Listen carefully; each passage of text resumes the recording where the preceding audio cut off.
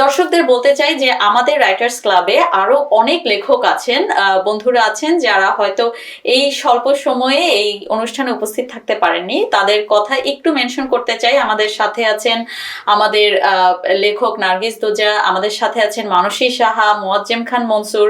ওনাদের কয়েকজনের বইও আমাদের সাথে আছে। সামনে আমরা কিছু নিয়ে এসেছি। মানসী সাহার বইটি আমি বিশেষ করে একটু দেখাতে চাই, হৃদয়ে জাগে ৭১। তো এই জায়গাটাতে আমি সবাইকে আহ্বান জানাবো যে আমাদের সকলের লেখা থাকবে, লেখা বই থাকবে বইমেলায়। আমাদের একটি পরিবেশনাও আছে বইমেলাতে, এর জন্য সবাইকে আমন্ত্রণ জানাচ্ছি। আমাদের বাংলাদেশ রাইটার্স ক্লাব একটি চলমান সাহিত্য ভুবন। এখানে আরো অনেক সৃষ্টিশীল কাজের সাথে আমরা যুক্ত, এবং আজকে এই শিকড় টিভি আমাদেরকে এই সুযোগটা করে দিয়েছেন আমাদের নিজেদেরকে উপস্থাপন করার জন্য, প্রশ্নোত্তর পর্ব দেওয়ার জন্য। এবং আমি চাই যে আমাদের এই যে সমৃদ্ধ একটি লেখক পাঠকের যে সমৃদ্ধ একটি বাংলা ভাষার একটি কমিউনিটি আমাদের আছে এখানে, আমি চাই সবাই যেন সেখানে থাকেন, আমাদের সাথে থাকেন। আসেন, বইমেলা 2টো দিন হবে, 30 এবং 31শে মে।